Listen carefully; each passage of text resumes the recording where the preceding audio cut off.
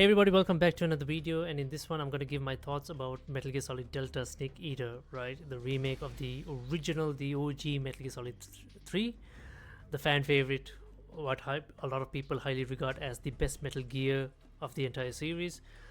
For me personally, it's still Metal Gear Solid 1, but that's just a personal preference. But I see the case of Metal Gear Solid 3 because it did do a lot of things for the series, for the player base, and stuff like that. So yeah, I completed the game last night on hard difficulty, playing a pacifist run, right, without killing anyone. Um, and yeah, I have to say it is a faithful one-to-one remake, right? Everything returns from the original game.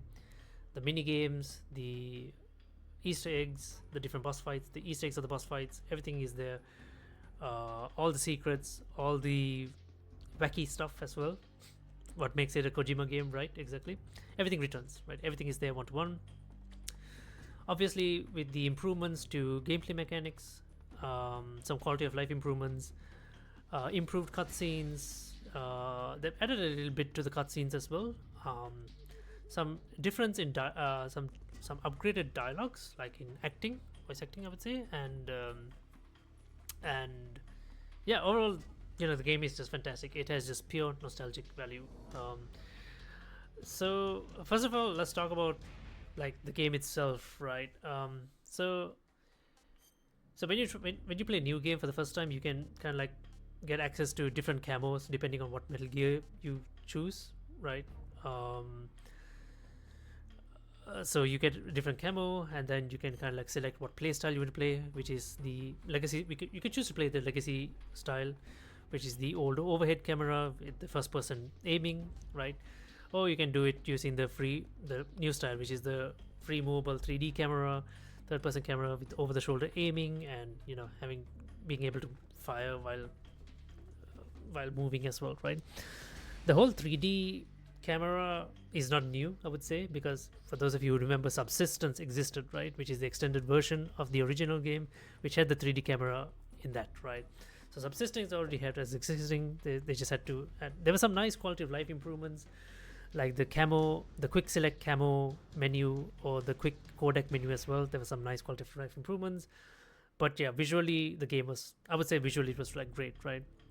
Improved models, improved facial models and things like that, improved character models, improved dialogue and stuff like that. Snake looked really good, Eva looked really good, Volgin looked good, the boss looked good, like everyone looked good in the game. I would say this the game is still one to one, right? So which means like the Russian soldiers who have American accents is still there from the original game as well, which I found weird then, and I still find it weird now. So I wish they had improved upon that a little bit, so it feels a little bit better. But then again, it is what it is at the end of the day. Um, so yeah, I mean, everything makes a return, right, from the original game. Even the mini games, Snake versus Monkey makes a return. The one where you go around clearing levels, like a time trial, catching all these different monkeys.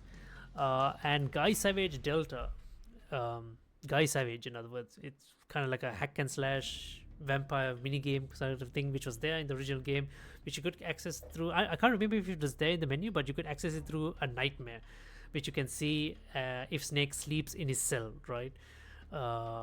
So this comes as in the main menu now. It's accessible once you beat the main game, and yeah, I mean, like, it's also like new and improved, right? You can play it through an hack and slash mini game for countless amount of time, defeating waves of vampire enemies and stuff like that. It's good to just waste some time, right? But yeah, overall I would say the game just feels amazing, right? All the Easter eggs from the different boss battles are the same, the way it is. All the quirkiness in the game, the weirdness, the wacky stuff, it all makes a return.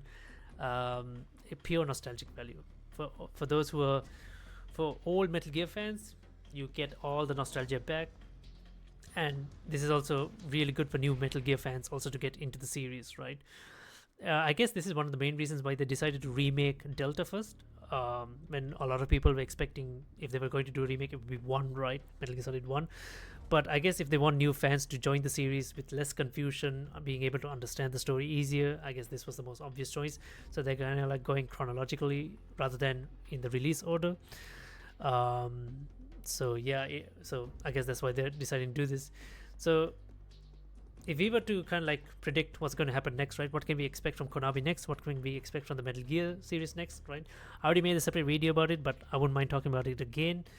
And that would be, so definitely we cannot expect a new Metal Gear game going forward. There will not be an MGS6, right?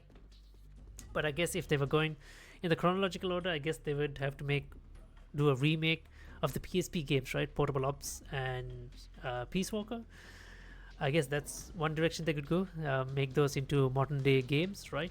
Or they could just stick to the main game series in a way and just go MGS1, since that is going to be the next fan favorite, right? They could do that.